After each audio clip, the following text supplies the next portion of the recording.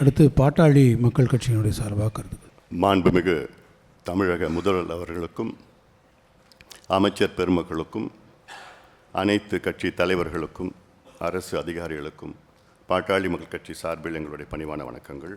பாட்டாளி மக்கள் கட்சி பொறுத்தவரை இந்த கூட்டம் அவசரமும்.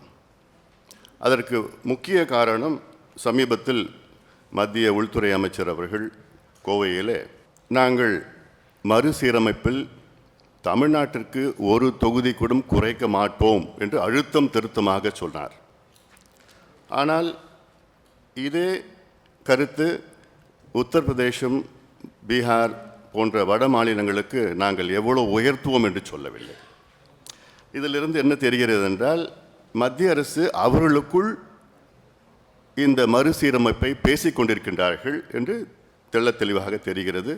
அதனால்தான் இந்த கூட்டம் அவசியமானது.